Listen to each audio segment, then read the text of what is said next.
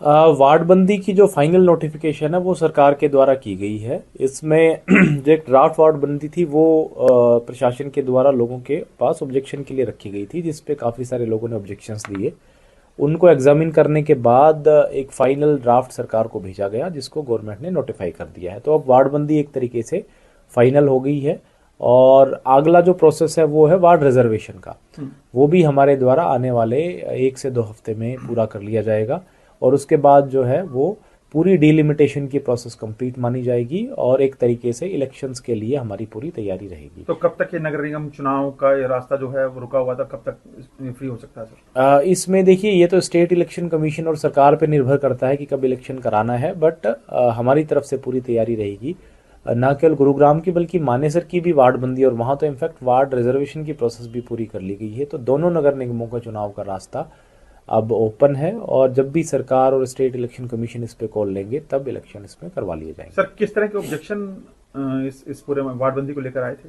इसमें विशेष करके कुछ अगर कोई बूथ छूट गया हो, गलत एरिया में जोड़ दिया गया हो, किसी को शिफ्ट कराना हो, चेंज कराना हो, कुछ सोसाइटीज़ की रिप्रेजेंटेशन आई थी कि हमें इस वार्ड से बजाय इस वार्ड में जोड़ा जाए या इस बूथ से हमारे वोट्स यहाँ जोड़े जाएं, तो अलग अलग मिसलेनियस सी रिप्रेजेंटेशन इसमें आई थी और उन सबको कंसिडर किया गया है।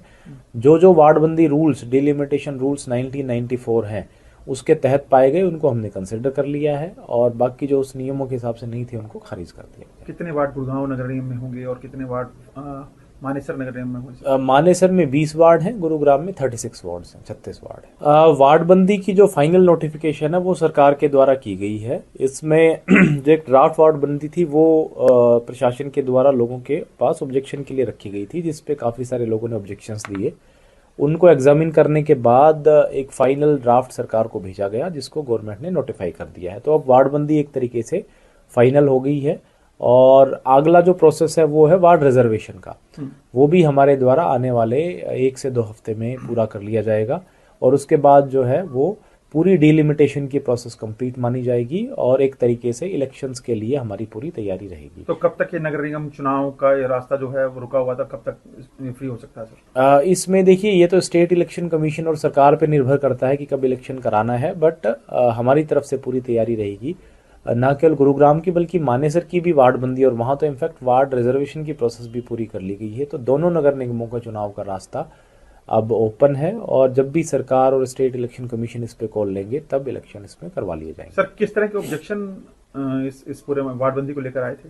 इसमें विशेष करके कुछ अगर कोई बूथ छूट गया हो, गलत एरिया में जोड़ दिया गया हो, किसी को शिफ्ट कराना हो, चेंज कराना हो, कुछ सोसाइटीज़ की रिप्रेजेंटेशन आई थी कि हमें इस वार्ड से बजाय इस वार्ड में जोड़ा जाए या इस बूथ से हमारे वोट्स यहाँ जोड़े जाएं, तो अलग अलग मिसलेनियस सी रिप्रेजेंटेशन इसमें आई थी और उन सबको कंसिडर किया गया है।